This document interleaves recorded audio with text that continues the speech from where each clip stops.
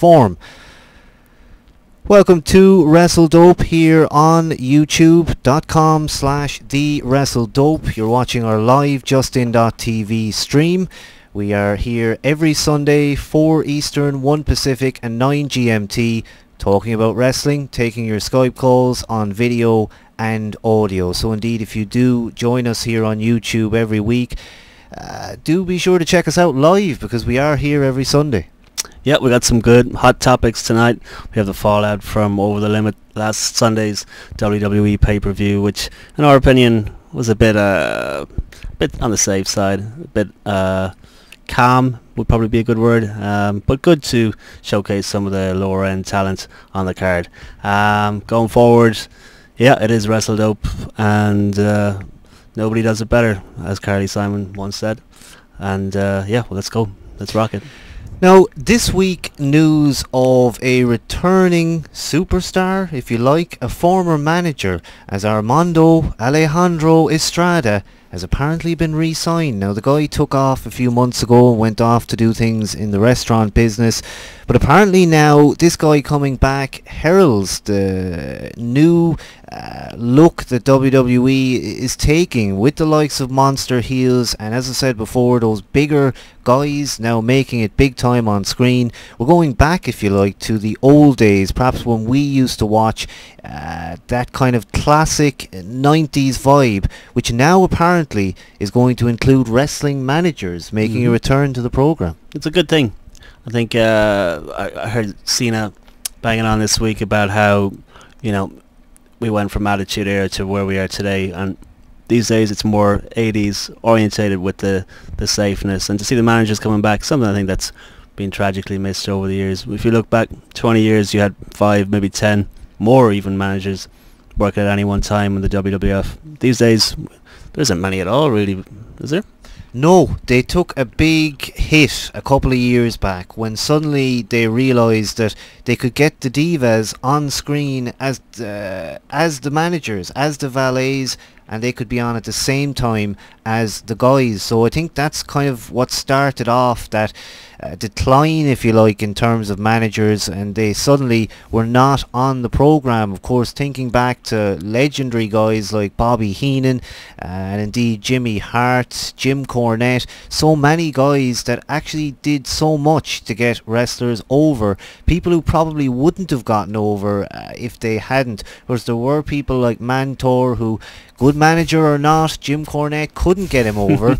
But this is something that will help guys. I mean, look at maybe even a Miz now, someone like an Alex Riley, who we'll talk about later, but he has in effect been his manager, and I think this is the start of something good. If they really can use these guys properly, they can get them over just like they did in the 90s. That's true. It's funny how you know, some of them that can actually talk. I think Tyson Kidd isn't the worst talker on the planet. I really do think that. And for him to be put with a manager, I wonder if it is a case like Alex Riley and Miz, more of a kind of a sneaky sidekick that can do the dirty work and get him over for the most part and get those wins, and more importantly get those titles. Titles obviously means money for those guys. But looking back over the years, even going back with the likes of Akeem and the Big Boss Man back in the days with Slick, I thought Akeem could kind of talk fairly well, to be honest with you. But having Slick as a manager, I suppose he was the Doctor of Style, and he could deliver, probably more so than many of those managers, bar Heenan back in the day.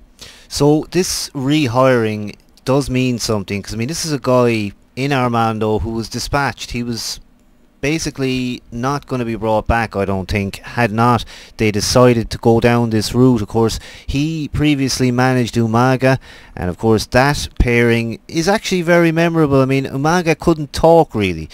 They did eventually start having him talk towards the end, but he needed somebody to do that for him. Of course, you've had people like Khali as well who've continued to have a manager. It's not like that role has gone away completely, but certainly if you now kind of bring it back where it's not just valets, it's not just the girls going out there to get them on screen, then you really can have a purpose. Of course, you know, talking about people like Bobby Heenan, you mentioned Slick there, the list is endless really. Harvey Whippleman as well, he has to be given credit for the fact that, again, what a missed role, because for me, you know, looking back at old matches and how much someone like Bobby Heenan did for Andre the Giant. Now, he could do it himself, the size proved it, but he could talk for him, he could get him over even more.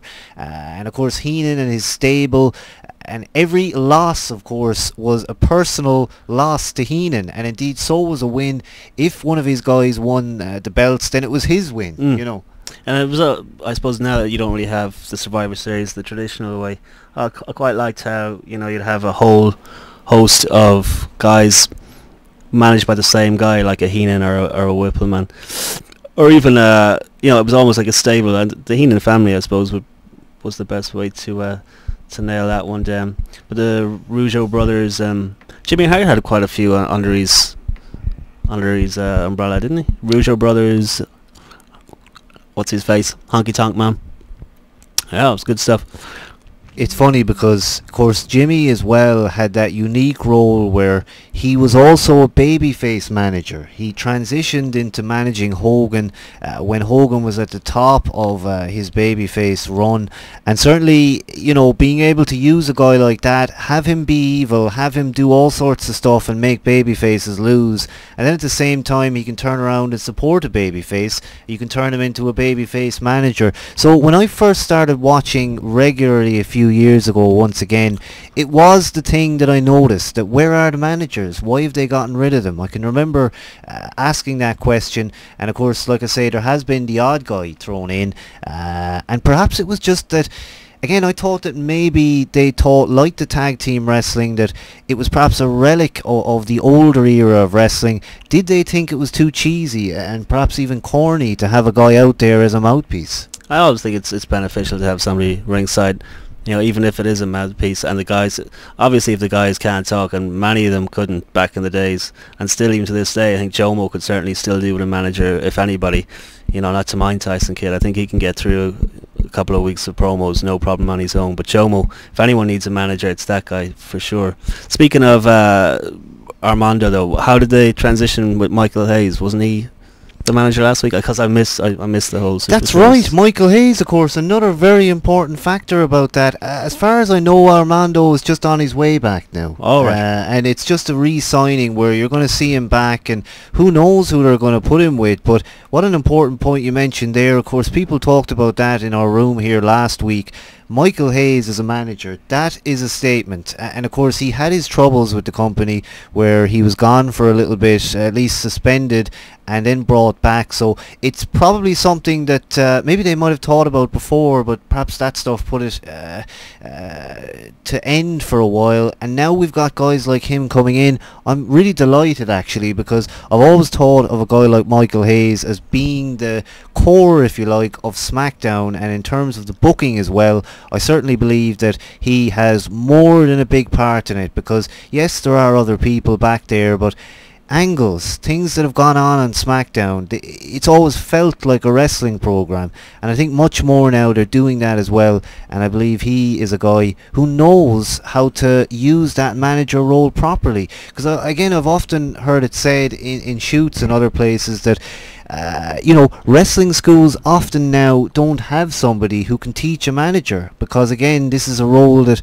effectively it's pointless. You know, young guys see that there are no managers. Why train as one? That's a very good point. Yeah, my only concern with Michael Hayes is that if they want to get Tyson Kidd over, as they're obviously trying with Michael Hayes by his side, I'm not sure that he would be the type that would go and do house shows and be by his side for all that stuff, you know. I don't think that's any way beneficial to Tyson Kidd if that is the case. So maybe not the best of ideas really for Michael Hayes to be in that position, unless it's just something they're getting over on TV, and you know. Wasn't it recently that they had that Wrestling's Greatest Managers DVD? And I remember watching that at the time thinking, well, you're releasing the DVD, can you not bring back those guys? I mean, think of a guy like a Bobby Heenan who, you know, at this point he's not in the best of health, but for many years he was there and they could have been using him. And of course they did on WrestleMania 17, put the guy on commentary. I remember thinking this is a guy who could be on TV now, and you know, if we're going back to that cartoon era, that's how I felt. I know people might differ on that, but that's what I've seen on the programming, and you know, let's bring that back as well, because Heenan, again, he's somebody who can do so much for a guy like a Tyson Kidd, for anybody, if indeed he was able and willing to come back and work. But is this an opportunity now for people, maybe even like us, who perhaps can't wrestle?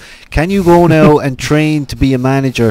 Somehow I doubt it, because you know, guys like the Rungeon Singh, these were all company guys now. These were people who already worked behind the scenes, and you know, I just don't think they'd pick any old average guy and cast him and look, he's a manager, you know. Yeah, even Del Rio's Ricardo, he's a worker as well, isn't he?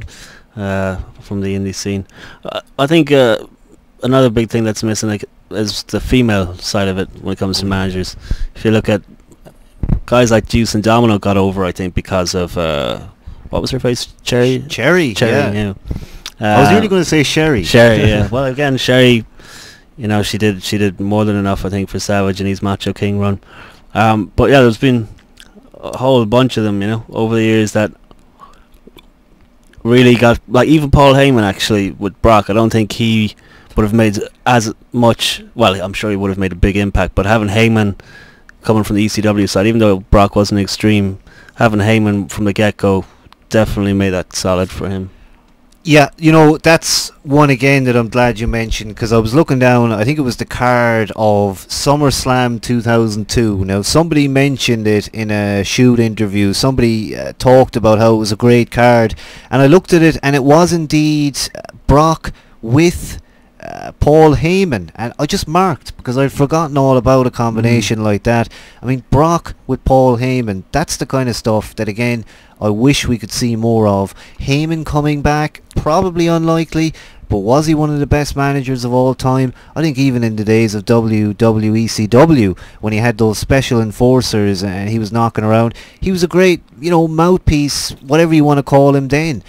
So Heyman coming back, maybe not likely, but again, a great manager, and certainly a guy that could probably get anybody over. I mean, you know, thinking of a guy like Jim Cornette then, of course, famously outspoken, and here's a guy who managed the Rock and Roll Express, and he indeed was a big part of making tag team wrestling important. And you know, again, maybe that's something that those tag teams have been missing, because thinking about people like maybe the Oriental or the Orient Express, and of course they had Mr. Fuji, another guy who must be mentioned. The manager could do stuff while the ring stuff was getting quiet. You know, if there was low spots, if you like, you could cut to that manager and he could be out there working the crowd, doing whatever he wanted, and making that match just a little bit more interesting. You know, the more people that are at ringside, definitely the better, I think. The sneak attack is always good, you know, the salt in the eyes, and like you say, the distractions too. And sometimes, you know, when they got in the ring, it was that extra 5 or 10 minutes, be it a pay-per-view or be it a taping or whatever, where you could put him in some gimmick match. Mr. Fuji, you know, puts the tights back on. Heenan did it. Even Jimmy Hart did it. They all pretty much did it. So beneficial in many ways to have those managers. Absolutely. So that role for manager is certainly opening, and maybe people out there, like I say, will kind of get that message and probably maybe even try to train as a manager. I certainly think if you're a guy who's training to be a wrestler now, it wouldn't do you any harm to have somebody there who could teach you those managerial skills. We talked about Ricardo Rodriguez. He is a worker. He's a guy who you can throw in the ring, and I'm actually surprised he hasn't done much in the way of tag stuff yet. I mean, I thought that perhaps he'd have tagged with Alberto maybe a few times by now. I can't recall him doing that yet, but he is certainly probably going to be shown working sometime. Of course, a guy like Armando, he was a manager. He then tried to be a wrestler for about a week or two. He had that kind of physique, and it looked like he had been working on it, but something happened and they got rid of him. Again, I'm sure the guy very happy to come back. And we want to hear from you on this, changing it up a bit this week. I know it might be tricky to get people on Skype, because of course we are on a little bit earlier than usual, but we would like to hear from you after maybe every subject. So perhaps every 5-10 minutes we'll get a caller, we'll talk to you on that and any other subject you would like to speak about, and then we move on and speak a bit more. And certainly that's what we would hope to do in the coming weeks for certain. So we will open that Skype, and if anybody wants to talk, as I say, about that topic or anything else, then you can do so, and also add us. The user is WrestleDope. If you are watching on YouTube, then of course you can't contact us right now, but certainly come in next Sunday at 4 Eastern, 1 Pacific, and certainly, as I say, that Skype is 100% open. Indeed, we will call some of our regulars if we don't hear from you. So maybe put yourself online if you are online, and indeed we will definitely talk to you more tonight. So that's one topic. Moving on then to another topic, the Raw General Manager. So not too far away, but who in the name of God is the Raw General Manager? I think this angle needs to be buried. It's just been dragged on for way too long. Way too long. I genuinely do believe that maybe they had somebody in mind and it fell through, and maybe even a plan B, and maybe plan B said, I don't know if I want to be the general manager with this deal. And they're left in this position where, they can't seem to get out of it. But hopefully, and I can imagine sooner rather than later, it will be killed off, because I think it's definitely well past its expiry date. This whole GM thing, it's not beneficial in any way to anybody right now. It's just hogging time for no reason. Absolutely. Why have they just left this go on and on? And I certainly can talk about this one, because I feel like it's just been... They've almost stolen the thunder from what actually was, at one point, quite a fun angle. I think back to when Edge destroyed the laptop, and I thought that was the end of it. I thought you're not going to hear any more. It should have been the end of it. It should have been the end of it. That was the right time to kill it. It would have been the perfect spot to do it, because it was the funniest spot, I think, that was involved with the whole GM thing. And then it went on and on and on, and here we are weeks later, months later. Was this thing going on during the height of Nexus? Because I think it possibly was. I think so, yeah. And the Nexus didn't survive, so why is this general manager thing, as I say, hanging around? Why do we have to deal with this week on week?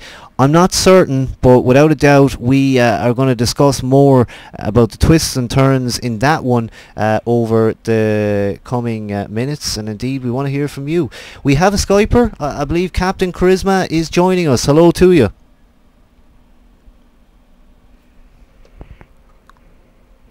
We don't have you straight away. Let's see if we can say hello to you again. Hello there. I think it might be a reconnect. We'll give you an all reconnect and we'll get straight back to you. Of course, very happy to have you here with us tonight as well, because as I say, we are on just a tad earlier, and if we can't... hello there. Hello to you. No, I think it's that classic mic problem, Captain Charisma. Again, if you can get into that options and have a look at the audio settings. I know sometimes this happens, but we certainly do have audio here, so it's certainly not on our end. So if you want to just have a quick look at that, and we will get back to you. But as I say, I'm not certain what the issue is there. We are indeed live though, and the Raw General Manager storyline is just never going to end. They tend to want to pull these things out these days. I can remember a time when storylines maybe didn't last as long. They just went on for, a couple of weeks, and even then people were saying, we want longer storylines, we want storylines that mean something. Maybe in a way that's what's intended here. They want us to actually really enjoy the payoff and to be kind of kind of happy when something actually happens with it. But to me, it's just become annoying now. I can kind of see one potential outcome to the whole issue here, and that is, although Cole has kind of stripped it back a bit and gone a lot quieter since his serious beatdown there. Was that over the limit, or was it before that? It was probably before. Well, whenever it was recently, when Cole got that big time beatdown, and he's been a lot more reserved in his role. You know what? That was over the limit, wasn't it? Was it over the limit? So since over the limit, what's his face? Josh Matthews has been taking a lot of those emails from the general manager. And I'm sure this is going to continue for a little bit, where, you know, I think the whole thing was it got Cole so much heat when those lights would go out and the emails would come through, and he would do his usual, "Can I have your attention?" yada yada.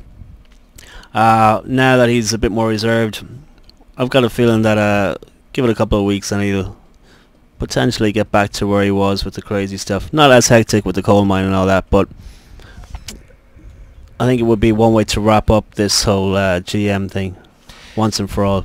That's right. Going down that route with it. Yeah. That's the only thing I can think of, really. They did change it, didn't they? And it has to be said that, you know, when Cole started to get a bit more active, they kind of transitioned out. And as you said, Josh Matthews took that place. You had Lawler taking the odd email. And of course he was locked away in the coal mine, so he couldn't get to that laptop for a while until, of course, they brought, was it the BlackBerry, into the coal mine, and then the laptop came. But then there was an iPad for a bit, wasn't it? Yeah, that's exactly what it was. But you know, why let us wait any longer? Because, you know, eventually when this is revealed, are we actually going to care? It's going to have to be a big shock. Of course, at the very beginning, you had the situation where it was like, well, it's Cole, you know, it's not Cole, but that was rumoured. And then you had, well, stuff that was said kind of led you to think, well, that's Stone Cold, or it's Shawn Michaels, or whoever. I can't believe, actually, it's so long after the fact, and indeed there has been no reveal. I thought that thing was going to be revealed at WrestleMania. Well, look at it like this. Maybe this is the case. If you look at potential people that many people speculated who it was going to be, obviously Savage, it can't be him because he's gone to another place altogether. But Stone Cold, Tough Enough came up, and I'm sure they went, who would be a good host for this? Who would be a good host? Hey, how about Stone Cold? Him, gone out of that role, forget about it. GM. Rock, he would be perfect for this. He wants to come back to the business. Hold on a second, let's make a small fortune with him and Cena, run a program for a year, even though he's not going to be on TV for probably 11 months of it. He's out of the picture. Michaels, I think he's happy out in church every week, so you can forget about him. So that leaves you with nobody, basically. And I think they're just going to have to wrap it up. I think those would have been the three potential guys they probably banked on, and that's my guess why it's gone on for way longer than it should have. Yeah, I remember thinking as well at one point, this is something they don't know actually where they're going. They don't actually know who it is. They're just on the fly here, planning it week by week, and that looks to be, I think, correct, because, you know, you wouldn't have a guy waiting in the wings for this long. If they had somebody picked or signed up for this, maybe several people have been maybe sort of put down as being the role, but never did transpire for whatever reason. But it always felt to me like it was Cole from the very beginning. Of course, you had him as the mouthpiece, so why not him be the guy? But of course, he couldn't send an email from backstage. I mean, where did the email come from? Was he on his own BlackBerry emailing the laptop? I mean, how did he get the email there if indeed it was Cole? I don't think that can be easily explained, but it is wrestling, and of course if they want to, they can say it's Cole. You know what I'd love to see is for it to be JR but in a heel role. I think that would be really fun. That was good when they did it for a little while. I think he cut a promo or something like that many years ago, and any time like that where you see someone like a JR being heel, it's always comical, it's always funny. JR would be a fantastic choice. Yeah, I think he could definitely go to town it because he knows the business. Thinking about who else could possibly be that general manager, not to forget, of course, at one time there was talk of making $1 Million Man, the original Ted DiBiase, as the permanent host, if you like, the GM, but I suppose coming off that guest host role he was involved in. It was a good I think performance from him, and everybody backstage sort of noticed it. There was a lot of talk about how he would be a perfect guy. Of course, Dusty Rhodes as well. If it's going to be anyone, just make it classic, make it a legend. I wouldn't be too into now the Stone Cold, because he'd be there for a week. Yeah, and I just I don't know. It wouldn't excite me. Something that's is always kind of fresh and a little bit different is the best way to go with those things, Even, I think somebody who would be very good at it, but again, wouldn't really excite me, but you could see some people enjoying it, and that would be Piper. Especially after that promo there from the last time he was on TV, where he really just nailed it out of the ballpark. Somebody like Piper could definitely roll with it, but do you want to see a Piper on TV every week? That's the question for many people, I think. I want to say hi to Vintage Miz 92 in the chat room. I like that username, and indeed I don't think I've ever seen it before, so welcome and thanks for joining us here on Wrestle Dope. You can add us to Skype. The user is Wrestle Dope if you would like to have a chat with us. Now, Ricky DX08 says Honky Tonk Man would be a good choice, or what about Piper, as you said, and he would mark out for Piper. Well, there you go. See, some people do like Piper, so not the worst choice in the world, I suppose. And Ricky also saying, I reckon Cole is going to be GM. Xbox Miker, we thought Randy Savage was Raw GM. Obviously not the case. I don't think it would have ever happened, really. It was just one of those kind of wrestling fan dreams, wasn't it? We thought he was going to be doing everything under the sun before he hit the bucket, really, didn't we? Yes, that was exactly it. I thought the guy could herald the beginning of the new Attitude Era.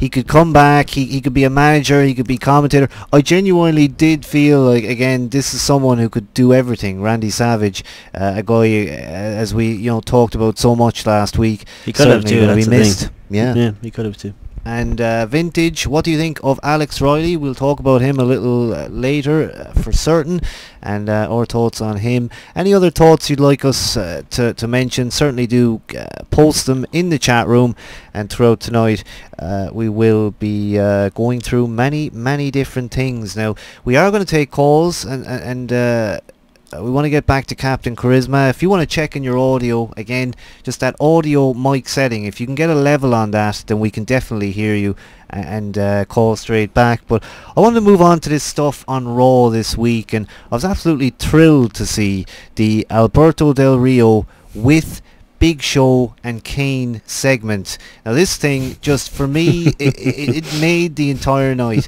You had Alberto Del Rio coming in. Now, Big Show and Kane were sitting on his car, and I got angry before I even saw Del Rio when I saw this happening. Of course, you had Ricardo Rodriguez coming along, and that got very dangerous later. But it was that moment when Del Rio just walked up to Kane and Big Show.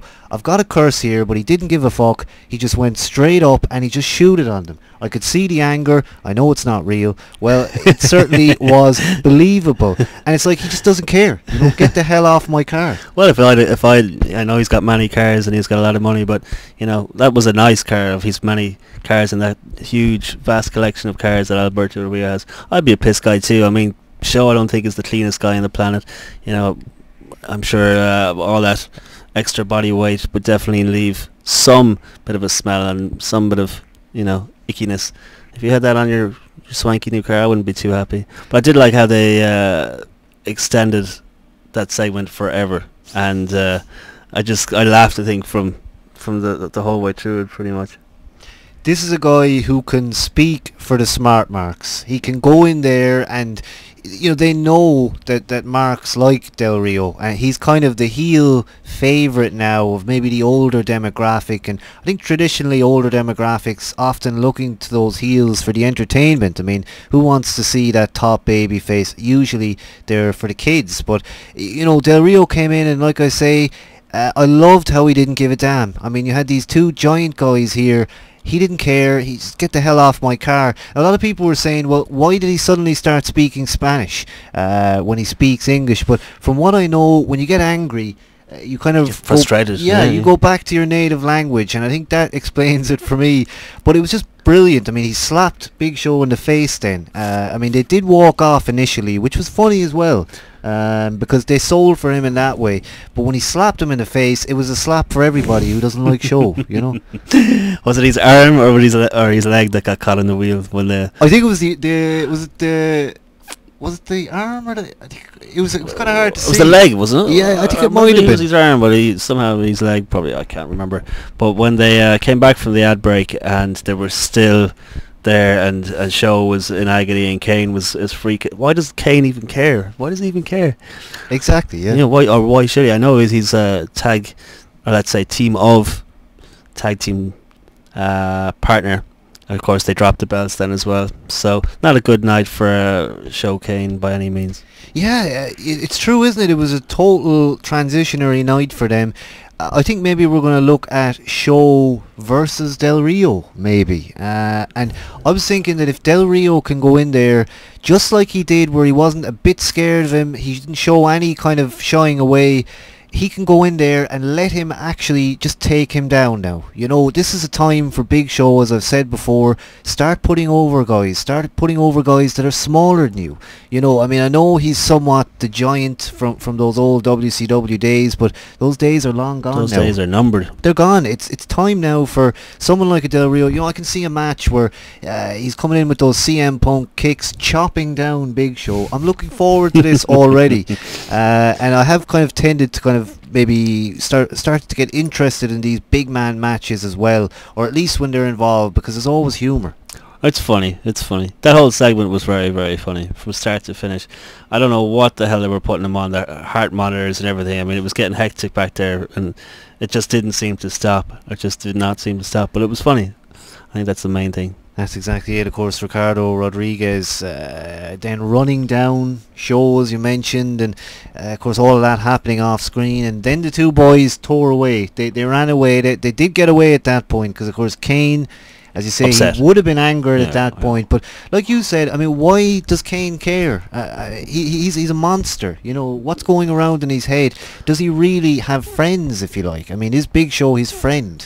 Well, you know, why they were even a team in the first place is beyond me. But again, it gets back to that state of tag teams and tag belts and the whole situation that we've banged on about forever at this stage. But now that the belts were gone and they were a little upset, or did they still have the belts? Well, they wouldn't have been able to defend the belts if Show was in that state after that whole deal. That's right. So the belts must have been gone. Was it that they had the belts? Did this all happen in one go, or did they have the belts earlier? They took off after he shooted on them. I can't remember where the belts were dropped. Was it Over the Limit, or was it Raw? It was Raw. It was Raw. So it was definitely Raw. It's all in the one night. There you go. That's what was stupid about that thing, because of course you had the night before, you had the match with Punk and Mason Ryan. A lot of people asked, well, why didn't you put the belts on Punk and Mason Ryan? But I think the idea is that perhaps they're going to be single stars, and they're pushing them in that direction. I'm sure Punk just went, I'm okay. Give it to I'm all right. Yeah. Give it to McGillicuddy there. We'll be okay. Leave it off if you know what I mean. I mean, because in some ways that tag team thing has become it's become almost a burial at this point. And I think people, well, for some it's a chance of getting a hold of a belt, and I think for guys like McGillicuddy at this point, probably a good thing for him. They looked happy. They looked genuinely happy. He looked like he was. That was it. He's made it now. He's got that penny over his shoulder. He's a happy camper going forward. That's it. A big moment. I suppose you would be if you won the tag team championship for your first time. I'd probably be smiling too. Yeah. I mean, no matter what we as viewers see that belt as, whether we think it's legitimate or not, to those guys in the company, that's everything. That is the one. Yeah. Well, it's not the one, but it's definitely a step to the one. And they probably still think, well, that means that the office is big time behind. They're behind. They're behind me. Whether that is true about the tag team thing at this point is not sure, because it's been on everyone. Everyone's had it now. Unfortunately, yeah. But it's another. Well, I suppose the new Nexus. I wonder will they be able to do that swap the belts around in between the four of them. Deal. Yeah. Why not? Why not? Don't think it makes much sense if they do. We thought about that at the time when the Slater-Gabriel thing was going on, and whether or not they were going to switch it around. I don't think they actually ever did the "we're going to switch here." These guys are coming out with the belts. Yeah, I don't think so. No. So maybe they know that's not a great thing, but it was McGillicuddy and Otunga. Mm-hmm. Otunga still hanging around there. Yeah. And I mean, it's not like he's had much of a presence, but he's certainly done very well. To not have been moved to SmackDown, to not have been thrown into the core, he's survived. And I think, you know, very early on we were kind of big into the guy in the sense that, well, I mean, he had that look, and he had that guest host night where he hosted Raw, believe it or not, and I think he came off quite well. So he's maybe the guy that needs to go singles. So again, why put those belts on him? I'm not certain. I think he could have a babyface thing in it. I think we need to see more of him on the talking side of things. He did a good night on that guest host show, that Raw he did. But then other times you see the kind of cracks, you know. Some of his, especially when you get those beatdowns in the back, and Otunga comes in and he's all flustered and he's wondering what happened, and he's not the greatest actor in the world, I will say.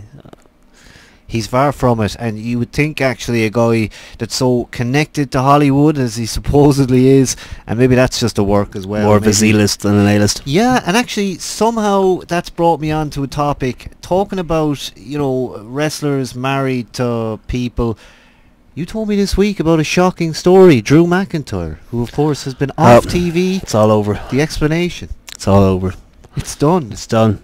Divorce time for poor Drew. I think Tiffany called the shots there. Obviously, she's probably a bit pissed getting released from the company and that. And Drew being on the road for so long, I'm sure he's behaving himself, no doubt. But I'd be probably pissed if I was her. Wouldn't you?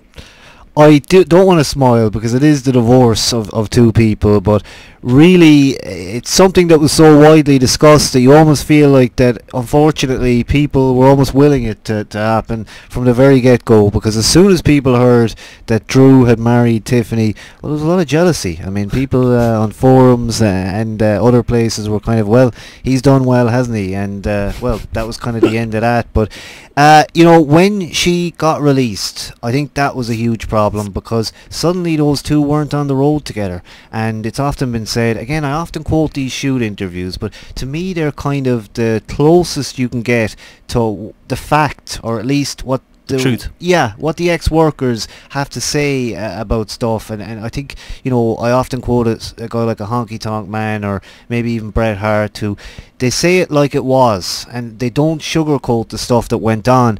And he kind of mentioned Honky in this incident, that basically, you know, if a guy is on the road, and he's on the road 300 days of the year, he's off doing whatever, and it could apply to anything. Then you've got the wife or girlfriend maybe at home doing whatever she does. Suddenly then they start to drift, and you know, it's not just that, it's the stuff that went on in that hotel room, whatever that was. After, was it Tiffany was at the Playboy Mansion? There was some kind of bust up. I think it was probably curtains from there, but what can we say? I mean, we have to say, I suppose, best of luck to those two. I think now Tiffany not coming back, but you know, I thought about it before this was mentioned. Where was Drew? You know, Drew has been almost absent for a few weeks, and that's surprising to me. Yeah, I'm sure it was a happy convenience for both of them at the time. She seems like a nice girl. Drew seems like a decent enough bloke. I think the Scottish thing probably got him over. I know the ladies kind of are down with the Scottish thing, but you know, maybe she'll return in some capacity at this stage. With the two of them being split, it might be a lot easier. It's happened in the past when didn't they bring was it Deborah, Steve Austin's wife, back there at one stage after they had split? Or maybe I'm wrong, but you look at Jared Angle, you know, Karen Jarrett, the whole thing there. So you can make angles out of this stuff as well, which is always the fun part. You can indeed, and I think a lot of people probably had that writing on the wall, as I say, unfortunately, after everything that went on, and those two going their separate ways. I mean, you know, Drew will have plenty of time, I think, to build himself a new career and maybe not marry within the company. I mean, these two now have probably sent out a notice to people behind the scenes that it's probably not always the best thing. Of course, as you say, Austin, Deborah, and so many couples like that who kind of work together, it just can't be a good thing. I want to go back once again to the shoot interviews where they say, you know, do not bring your, and it's not just a woman these days, but man or woman, your significant other, bringing them into the business. It's never going to be good. Easy. I mean, when you think about the guys backstage, for one. Oh, it can't be easy. I'm sure they're just, you know, with a handful of divas on the roster, it's slim pickings, and you know they're kind of high maintenance anyway. So bringing anybody in there, it's going to be like a bit of a free for all for those guys when they, you know, it's like fresh meat thrown into a bunch of savage rabbits. Really, look at speaking of savage rabbits, Savage and Elizabeth, he couldn't take his eyes off what she was doing, and he almost to a stage was so overprotective that he started freaking everybody out, and people told him, you know, it's okay, she's your wife, we're not going to touch her, but didn't stop him. So yeah, I wouldn't blame anybody for not bringing their ladies into the business. Savage and Elizabeth, perfect analogy, and probably says it all. Of course, again, thinking about it this week, that both those two are now gone. I mean, the Savage thing, I know we talked about it a lot last week, but some new information, if you like, this week with talk of again, the reason why he's been off TV for so long. And I read so many different viewpoints about it this week, and one of the things I do remember is an article that basically said that the reason we've all heard, the reason that Savage was gone, the whole Stephanie thing, and I'm not using a second name, so it could be any Stephanie, the alleged thing that went on was apparently the truth. So many people have said, well, really? Yeah, guys said that, you know, when they talked to senior WWE officials who left the company, all of those guys were convinced that that was real. Now again, you're getting this from a dirt sheet, so you don't really know, but you know, apparently that was the case. But there was other reasons given, and I'm trying to think now offhand, but very interestingly though, there was an article, and it was written by Vince McMahon, who basically went into detail about Savage. Now this was surprising. I think surprising, yeah, that it was Vince writing an article on Savage. Not surprising that it was Time magazine. Yeah, Vince isn't an idiot at the end of the day either, you know. That's right. If you're going to put your thoughts out, put it in the biggest magazine for these kind of things. You know, you're going to get notice in a magazine like that goes worldwide. But some of the stuff he says, not to do it all verbatim, but he said it's important in sports and it's important in entertainment to stand out. Randy knew that right away. He wanted to leave his mark, and to do that he was aware he had to make himself different from everyone else. And again, he talks about how he died in the car crash and that he was a building block of the company. Of course, the answer to our question as to whether they were going to honour the guy was indeed that he did get honoured on Over the Limit and also on TV subsequently the next night. Even TNA did that. Yeah, it was good. Lots of tributes. Actually, I watched one this morning of and one I really wanted to see thoughts on, and that was Gene Okerlund talking about Randy Savage, done by ABC News. If you can check that out on ABC, or sorry, on YouTube, it's up there. But unfortunately, that girl who does work for ABC, her questions and her wrestling knowledge are far from superior. Let's put it that way. Getting back to the whole Vince situation, I kind of rolled off the fact that the whole Stephanie, as you say, deal happened. I was in two minds about it last week. Some people said it was a bit of a, you know, it didn't happen. Some people say it did. It's a tough one to call. There are signs to say it did happen, especially when Savage had that MachoMan.com and he's calling out Trips and calling out Stephanie in a similar manner to what went down back in the days. But one thing I've never seen, and subsequently came up in a related video to our Savage tribute from last week, was Vince saying goodbye to the Macho Man from mid-90s on WWF, where literally camera pans down ringside and Vince gives a goodbye speech, and he's nothing but good will gestures to Macho Man and a genuine thanks. So I just think he was probably gutted, really. A lot of people said they were very, very close. There is some video on YouTube of them traveling together, eating together and stuff like that back in the 90s, or maybe it was 80s at the time. But some people said they were actually so close that he felt like he was like a lost son to Vince, that they really got on so well, and he was genuinely gutted. So maybe he was so gutted that he just couldn't forgive or forget what happened back in the mid-90s when he made the jump to WCW. That's right, didn't they say that he kind of considered Vince, that is, Randy, as a son, and a guy that, again, he talks about it, how important he was, how he was a building block of the company. We could see that from the outside, despite all the Hogan work, that Savage, again, was just a huge part of making it commercial, standing out, being a bright, colourful character, arguably brighter than Hogan. Certainly maybe not as recognisable, but, as you mentioned, people who've been talking now about this, again, not often too up on the wrestling.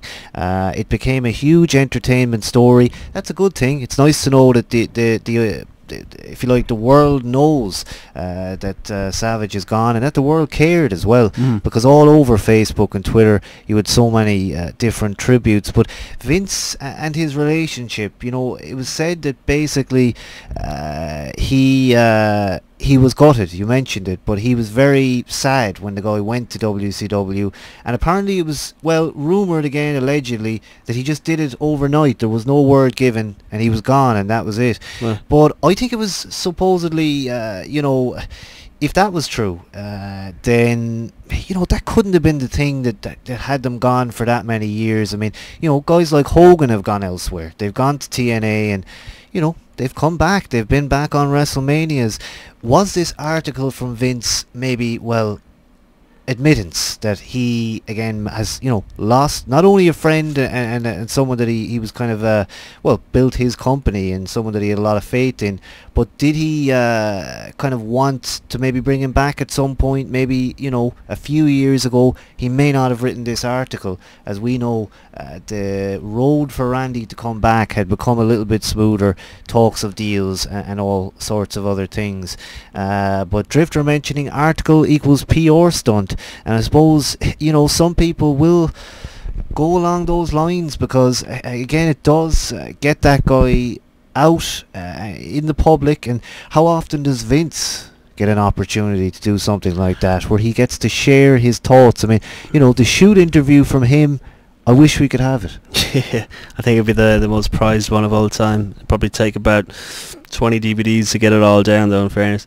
I think for Vince, though, if it was coming from yourself, if you were in his position, and you went through the 80s and putting on the first couple of Manias with huge success and taking crazy gambles and creating these guys like a Hogan and a Macho Man and making them worldwide stars single-handedly. I know obviously it takes two to tango with this kind of stuff, so it's not solely Vince's credit. He can't take credit from, Savage did what he did and Hogan did what he did, but in a sense he was a platform for them, and he would have had a lot of input. And to see Hogan go and then another one, Savage, go, two of the biggest at the time in the business, surely he was going to be gutted, and to take what they had and almost directly go into WCW without any change up of anything, keeping both their names before it was a case where they copped to trademark them completely. So of course I think anyone would be gutted in that sense, and maybe Hogan was a blow to him, and then Savage was probably even a bigger one. And of course you got to remember Warrior was out of the picture at that time too, so they were struggling around that time, but they pulled it back. Shawn Michaels, Attitude Era, and so on. But I'm sure for that period Vince was definitely a bit down in the dumps, to say the least. It's true, isn't it? Because 1995 was about to follow, probably one of the worst years in WWF history. You go back and look at 95, the TV and the pay-per-views, and it's filled with unrecognisable names. It's like some guys got their opportunity finally For a after week. some of those big names moved off. And yeah, thinking about, what was that team, Techno Team 2000? My God, I mean, there was some names. I mentioned Mantor earlier. I think Mantor should be mentioned at least once every week, because he is an important character, maybe in the sense that we know which way they shouldn't go again. And let's hope with this return to Monster Heels, I mean, I wouldn't want to see, a Sin Cara v Mantor. I wouldn't want to see a guy like that come back, but it's getting there. It is. It's getting there, unfortunately. But as I say, 95 was a bad year. But you know, when they lost those big names, Hogan and Savage, and they went over to the rival, you were left then with those guys, and that was it. And the star power was taken away. But I always kind of thought at the time, and it's been said again, that WCW stole those stars. I mean, they didn't make them. Again, they had time before the WWF in other territories, but that was the company that made them. And I think legitimately Vince probably had a good reason to be annoyed, but would that have again kept him away from Savage for that long? Maybe it was a two-way street. I mean, people don't talk about how maybe Savage was the roadblock in this. Maybe Savage thought, well, why bother? I mean, I've been there, I've done that, I did my WCW, and now I'm on to movies. Yeah, that's true. That's a good point. That's a very good point. Now we are open for Skype, so if you would like to ring us, now is a good time, because we are on a little bit earlier and we will be finishing a little bit earlier. So like I say, we are kind of like, right, have we got the Skypers? If so, we'll keep on moving. This is for 1 week only, that the early show, just to put that across.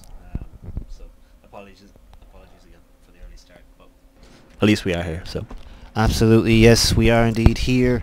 And live as well. So as I say, Skype us now. The user is WrestleDope. It's important tonight that if you do want to get in touch, that maybe not leave it till the end, because like I say, we're not certain how long we will be here, and we want to make sure to get on to you tonight. So like I say, that Skype wide open. Call us at any point. So plenty more topics to talk about, and indeed very strangely, talk of Karma written off TV.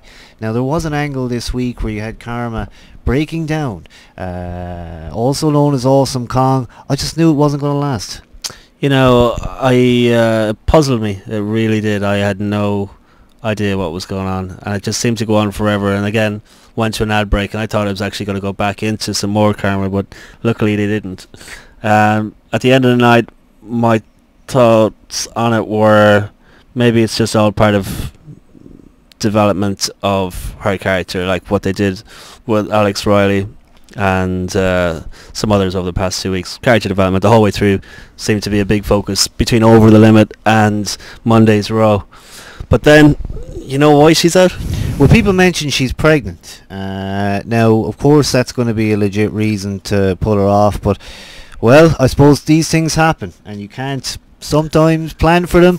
And maybe, I mean, you know, when did she know this? You know, when did she find out this? But it's sad to think that that could end her role there. I mean, will they be as, you know, kind of eager to bring her back when it comes time to do that? But it was confusing, and it was a head scratcher at the time. And as I say, you know, there has been a lot of stories about it as to why exactly it happened. But really, whether it is about that concrete reason or not, I'm not sure they were ever going to do much with her. I mean, how long could this last? You know, the squash thing, you could do that for a while, and where would it bring you? I mean, you don't have competitive girls to then put her in a match with. You haven't built Gail Kim, who could easily, you know, match up. Maybe they had seen some of those TNA tapes and thought to themselves, well, you know, we can use her at some point with her. They do, you know, provide a good match. But, you know, Kelly versus Karma, even on a pay-per-view, what a pointless thing that would be, because you can squash her on TV, so you're not going to make her win in that case. I kind of, I feel bad. You know, bad. It's just bad timing. Bad karma, I don't know. But either way, she's pregnant, you know. And at the end of the day, I think having Trips behind her saying, he kind of got the whole old school deal with pushing Sin Cara, pushing her, running the vignettes, bringing them in strong, giving them plenty of time. And I think she was very lucky to get that. Many wouldn't. I don't think the focus was on wrestling, or was going to be on wrestling for her. Maybe more so the Khali kind of monster, he'll squash everybody kind of a thing. I think it would have continued the way it was going nicely, but not to be the case. Just a sad way to write her off, really. I kind of feel sorry for her. We could very easily have seen a Kali Karma pairing, couldn't we?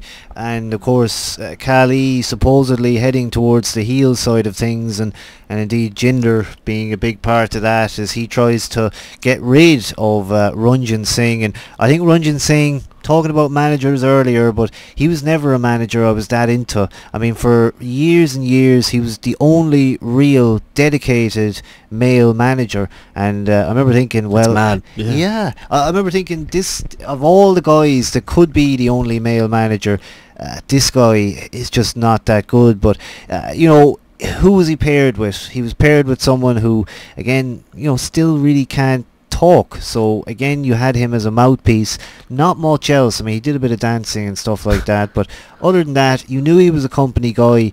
And actually, I remember he got in trouble once, actually, and I think it was, what was it about? Something anyway was said to him. Stephanie told him off, but I can't remember what it was. I think he was selling too much or something like that. I can't remember. But this guy Jinder Mahal, actually, I mean, he's better than any of those guys in TNA. He's got a great look to him. I don't know if we've actually seen matches on FCW at all, or has he been around there? He has, and I haven't seen any of his matches. Not that maybe I have, but I can't recall any off the top of my head. There was that guy in TNA, and that's why I went there. It was a Sanjay Dutt. Sanjay Dutt, yeah. Now that guy was kind of on the smaller side of things, very athletic, but overall not too bad. And I think this guy, he appears anyway to be a bit taller, and presumably they kind of had to put somebody that matched Kali. You certainly had to have someone taller than Ranjan Singh, but is that for definite now? I mean, is that going to be a pairing? It looks to be, doesn't it? I think, yeah, I think so. Kali, didn't he take out Ranjan Singh there on SmackDown? So, yeah, I think there's some intergalactic Indian speak between those guys. There were some deals going down. If I could speak Indian, I'd probably be able to tell you. Maybe somebody in the chat room can fill us in on that one. But yeah, there's some heat there with old Ranjan Singh. I think that it's a good thing for them to bring in this guy, because obviously if Kali can't really talk much, and especially he can't wrestle, we all know that. I think it gets back to that kind of targeted audience, pulling in the viewers from that side of the planet.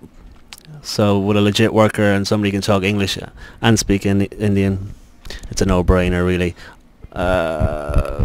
Luckily, I think for that guy, he is Indian. I don't think if he was maybe you know, from Birmingham or somewhere, no offense to Dave, he probably wouldn't have got a shot so quickly. Yeah, demographic stuff, pull the viewers in, keep everybody happy on that side of the world. Probably be a heel for a while, and then he'll be a babyface, the usual. Absolutely, they're going to have to definitely find a good way of using him, but I'm not certain Kali was the way in. You know, just because he is of the...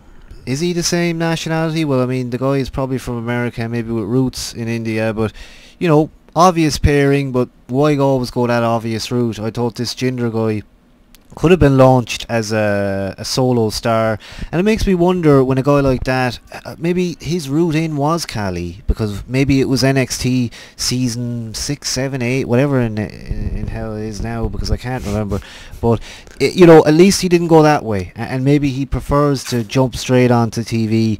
Not so much with a top star, but with a guy who's certainly going to get you noticed, that's for sure.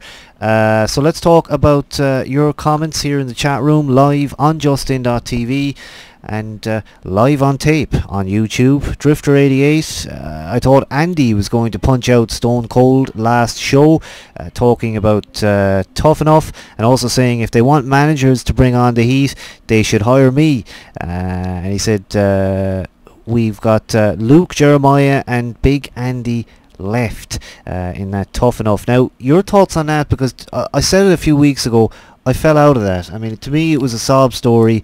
It was every other reality show I'd ever seen, and I just got disinterested. I'm playing catch up with it, to be honest with you. I missed 3 weeks of it, and caught up to basically where I am now. Is I haven't seen the one from Monday night, just passed, so I couldn't tell you who's left and who's gone. It's been okay. It's been okay. I'm not the biggest fan of it.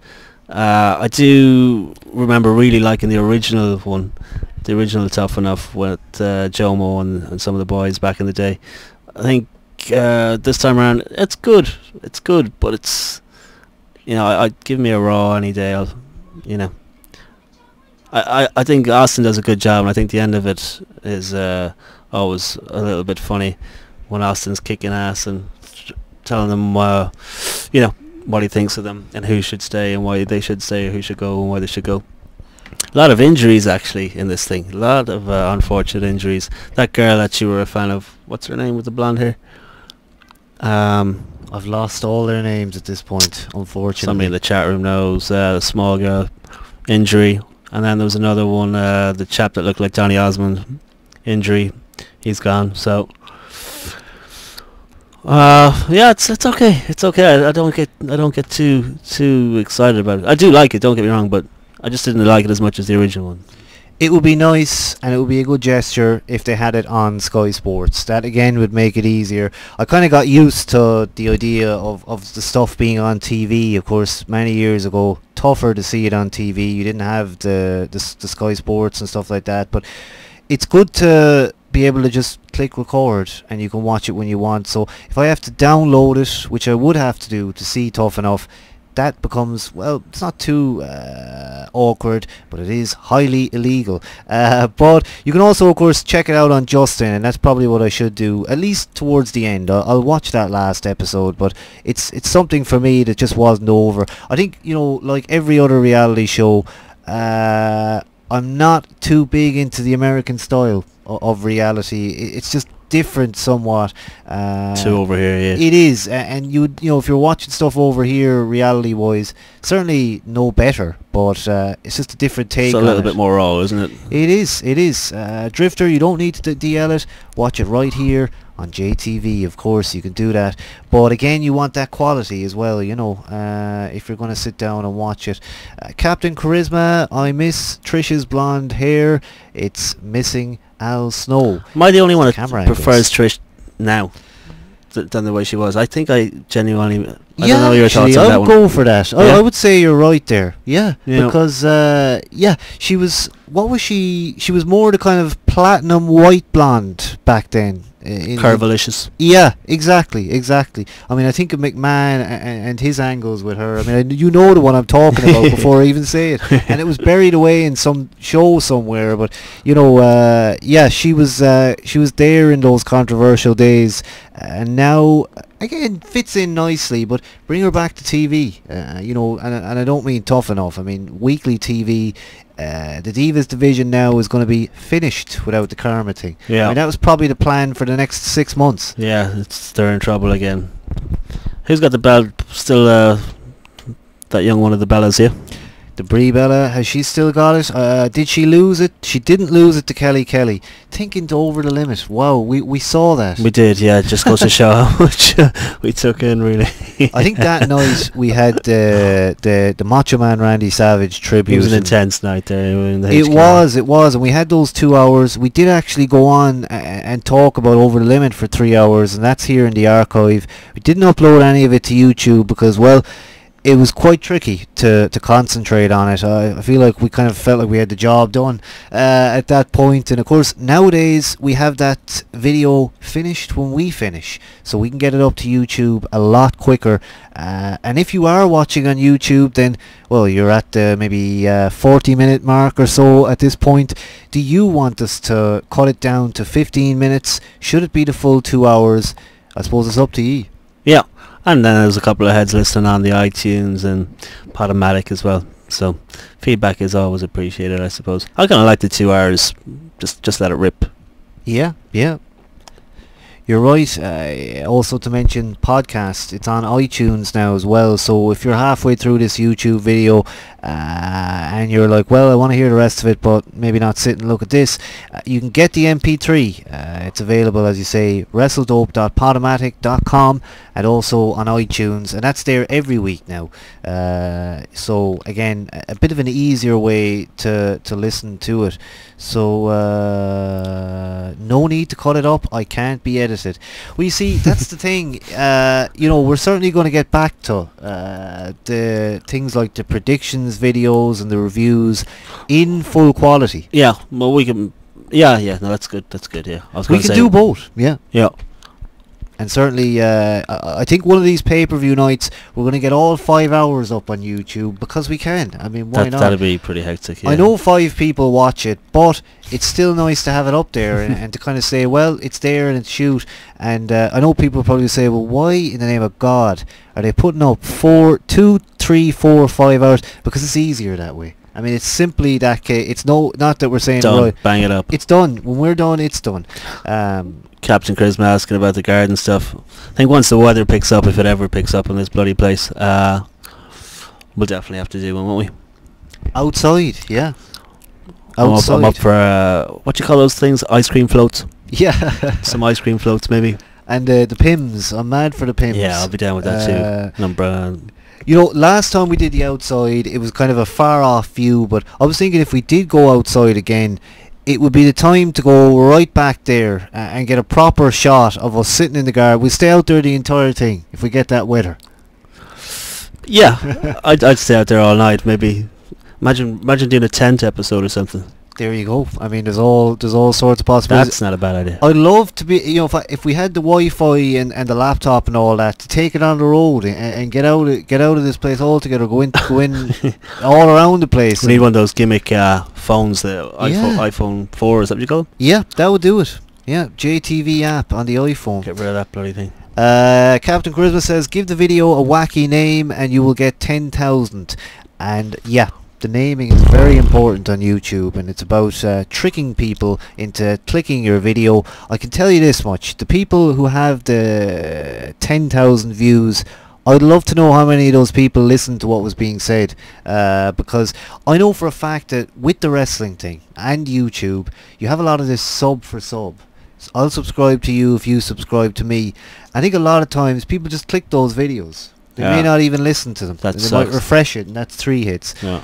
But that's the way it works, and you know, I'm happy, and I know we've talked about this, that when we put up those 2-hour files, if they're getting somewhere around 300 after a week or two, I'm happy. That's job done. Yeah, that's a job done. Yeah, I mean, and look, the future looks bright on the other side as well. So if things are going the way they're supposed to be going, with the addition of, not going into too much detail with this, but some interesting developments, if that does go through, I think the future is I always say this line, don't I? The future is bright, the future is orange, the future is going to be fantastic, as it always is. Yeah, we will certainly have to get back to, you know, getting those interviews sorted. And certainly we did have some lined up. There is still one lined up. There is a possibility. A big name, certainly a name you're going to recognise, not Doug Basham, but he's going to be good if it happens. And we look forward to doing that. You know, I talked about this a few weeks ago, how we went so high with Jericho. The bar was set high, and to actually go anywhere else is really hard. It's impossible, yeah. I mean, you're going to get flair. Do you know what I mean? It's impossible. Although, you know, I'd still have loved to have gotten a certain female that we had intended on. Yeah. And actually, we have to be careful because, God, I mean, you tell some of these people about Justin and they're on it in a moment's notice. Look out for a lot of those ex-wrestlers on the Justin.tv wrestling section now.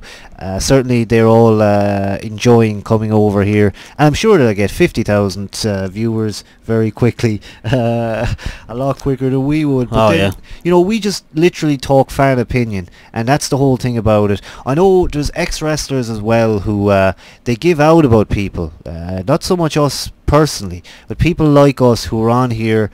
The word pontificating, that's what I'm going to use. I like that one. About wrestling, and as if we kind of know it, but that's not really what we're doing. It's not about, well, we know better. It's about what our opinion is. Yeah. And it's a TV show.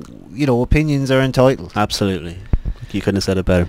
So what else have we got? Drifter 88, as far as interviews, start small. Interview, well, we didn't start small, that's the problem there. What I worry about, says Drifter, is Vince stealing my ideas. Crazy Juice, educated opinions though, and hello to Crazy Juice. I know, I believe you're from Scotland, if I remember correctly. See, we do remember things about you guys, and all we need is a username. My memory is fucking terrible. Absolutely, so let's talk more topics, and indeed, like I say, that Skype is open, so if you want to Skype us tonight, then go ahead. Alex Riley, what next? Alex Riley, well, the place went Bonzo for him, didn't they? Very, very They big. went crazy, crazy. I think he's. It's the kind of thing, though. I think it's the segment. That's the key thing. The segment was over. Give him next week doing something similar or trying to be babyface. It's not going to get as much as a pop as it did, and really, what's to differentiate him between a Justin Gabriel? I know he's obviously he's going to have a bit of momentum going from heel, and especially with the Miz into a babyface role, like a click of a finger. But that segment really, I think, was probably the highlight for him. I think it's the highlight for him anytime soon. In the next couple of weeks, he's not going to get a pop as big as that, unless he, does something very similar again. But now that I've done it, I'll be interested to see what he can do. But again, the guy is good. He's got everything it takes. He can talk. He can work. He's good on camera. He's good all around. And we said last week, I like this the bully idea. Like the old Back to the Future guy, Biffo. Was that his name? Biff? Yeah, Biff, yeah. Biff. That guy. Model him on Biff, and he'll be fine. It's a good call. When he first came along, and we actually had the privilege to see the guy in FCW a long time before he hit TV or even NXT. So we were aware of him, and actually going back, I wish I had the clip, but we were very much behind the guy well before he got anywhere near the Miz. And that was kind of, because he showed the potential then. And, whatever match he was in, he could have been with Johnny Curtis. And again, where's that guy gone? But people, actually I must say he was actually a lumberjack, Johnny Curtis was. He's not totally gone. But Alex Riley always showed that he could work. He also always felt like, almost like a Miz duplicate. You could swap him in with the Miz, I think, at any time. And he might be a bit, maybe need to brush up on the mic skills, but overall I think they were such a great pairing. I often said that perhaps Miz was a little bit fearing what Alex Riley was, because again, he's someone you could throw in there, and would he be better than the Miz? Maybe he would, maybe he wouldn't. But talking about his future, and I can see Intercontinental titles. First off, I mean, there's a guy who feels like a guy who'd be a legit IC champ. Now, has he been drafted to SmackDown? He has. So he's actually officially on SmackDown, but he's pulling the double duties now. Yeah. So yeah, he would be right. He could, him and Bard could feud over that IC title happily, if Daniel Bryan doesn't get in there first. So there's a lot of good workers floating around the place when you come to think of it, isn't there? There is, yeah, there is. And you think about how guys have, I suppose, struggled to find a place. Now, The Miz gave Alex Riley, storyline-wise, a fantastic spot. I mean, coming off NXT Season 2, who would have ever thought that somebody would have actually made something of themselves from that show? He did very well. He did, didn't he? When you think of guys like Lucky Cannon who are still on NXT, or have guys been eliminated off that thing yet? Last I looked at it, they seem to have no worry about eliminating guys. Really? It was just like, we're going to just do this week on week. That's ridiculous. But again, I'm showing my lack of knowledge on NXT there. I did watch FCW actually this week. Really? Yeah, I'm feeding my hunger for wrestling. I think I'm at that point as well now, where I feel like watching more.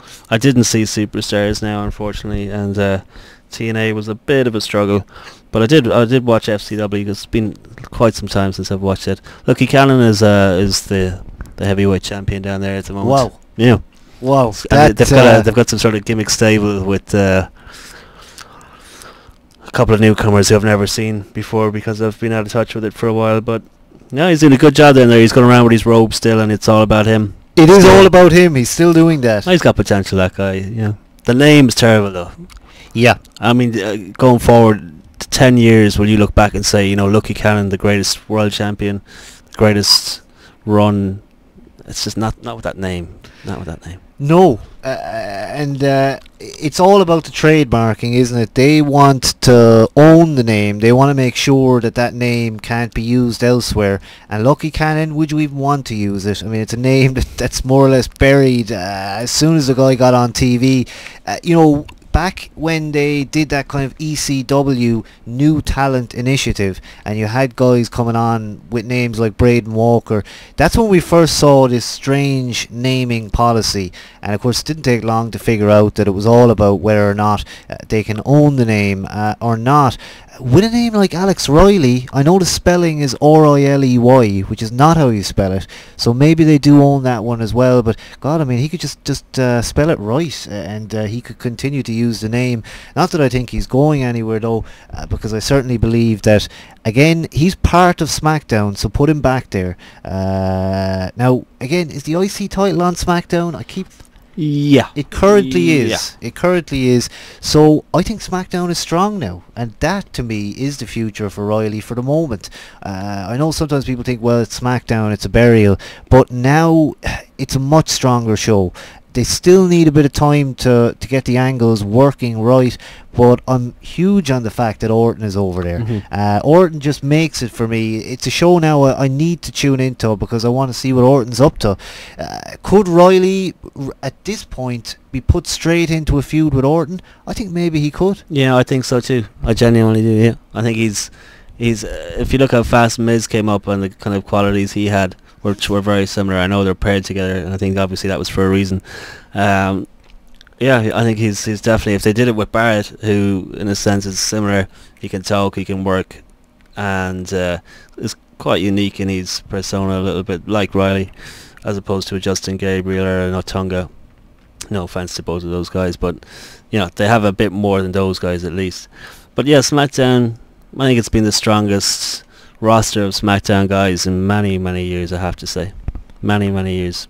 It's a lot of really good talent over there, and it's actually not a chore to watch it anymore.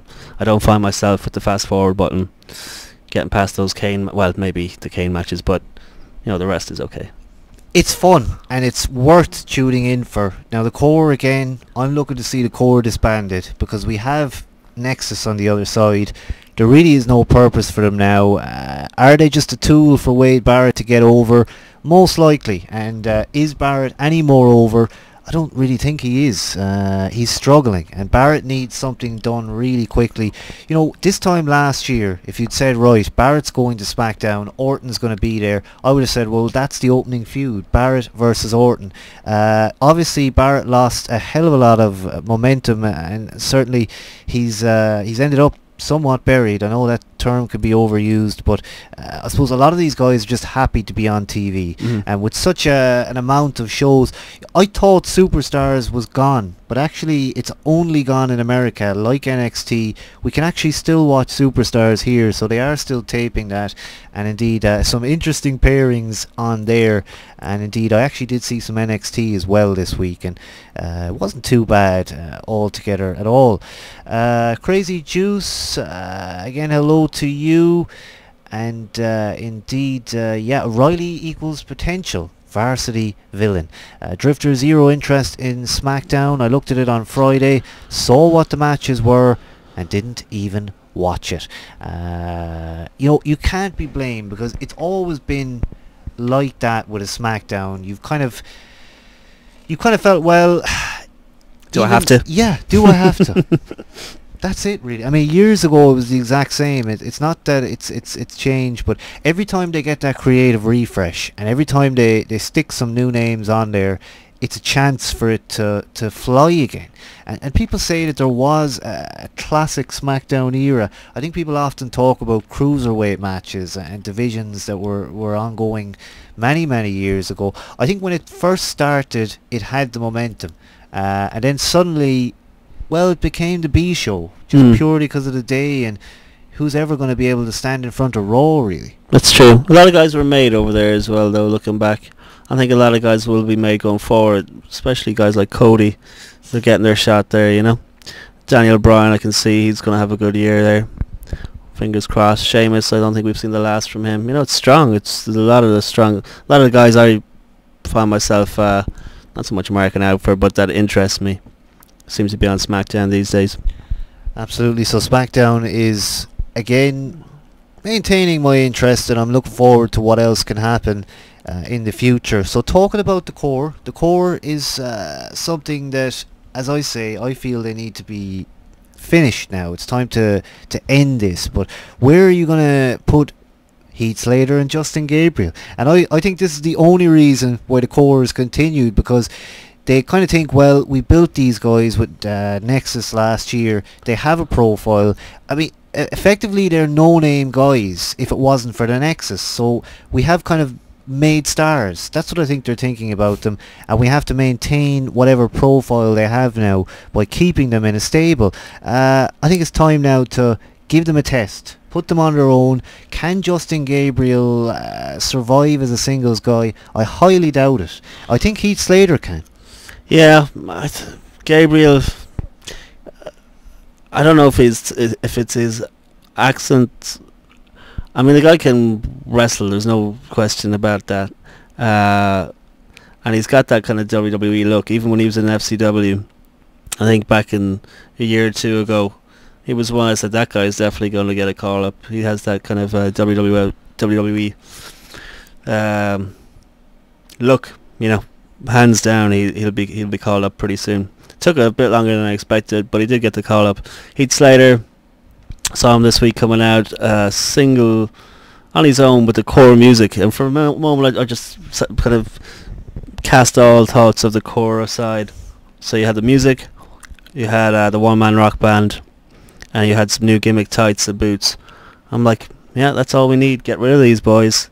Let Slater go with it. He can drive it home. I think the future, I'm not going to say the future is bright, but the future is going to be orange for Heath Slater. I have this vision. I have this vision of Slater that I just, you know, I'd be walking along and I just think of guys, and you know, you might be thinking about what went on Raw. He has this face. I know. He has this Heath Slater look. Those eyes. I don't know what it is, but I think that's what's so funny about it. Yeah. And let's be fair. Like I mentioned, Alex Riley. I think again when FCW, and maybe when NXT was on as well, we'd have to look back, but we were high on Slater back then. I can remember, you know, the one-man rock band thing was over to me. That's where I feel I'm missing a lot now. Without watching FCW, you can certainly learn a lot. You can see these guys before they're on. I think I'm going to have to start it again. Yeah, it's good fun, that whole FCW thing. Didn't he, did he have some sort of like a king or some kind of royalty gimmick in FCW? Heath Miller, when he was Heath Miller. Do you remember that? Oh, he did have a different name. Yeah. But was that, or am I getting confused with some other jabroni? I'm not certain. He could have had it. I remember that being kind of, that's cool now. That's what we need. Maybe it could have been Novak or somebody like that about a year or two ago that was coming up through the ranks. Yeah, I could be wrong. Of course, when I think about it, thinking about Slater and Gabriel as the pairing that they are, and they are kind of, even though part of two groups, they seem to be synonymous with each other. So it's either like, you know, kick them out and they're a tag team, or try to get them over as singles. But I think really it would be back to FCW. It probably would, realistically. And thinking back to the Edgeheads. Yeah. They were massive. They were with Edge on every pay-per-view. They were like Nexus. They were the finish of every Edge match, and then they're more or less gone. But the thing that worked with that was they were very similar. Like, you know, you couldn't get two guys more removed from each other if you tried with Gabriel and Slater. That's amazing, isn't it? Zack Ryder, he is who he is now. He's doing his stuff on YouTube. And then you've got Kurt Hawkins, who I believe, again, this is a guy who is on TV. He's on SmackDown. Somewhere. He's there, but is he being used? Probably on Superstars, more likely. And what do you make of this whole Zack Ryder thing? Do you think it's going to get over eventually, or is he just going to bury himself into the ground with these videos? You know, I thought in the beginning with Zack Ryder, I thought it was literally the worst thing he could do. I thought that if he I thought if he continued on that it would not be good for him, and that they would sort of say, what in the name of God is he doing? Is he trying to be a fan, if you like? And that's what it felt like to me, that he kind of, you know, put himself over as a fan more than anything. And I think, you know, is it funny? I don't think so.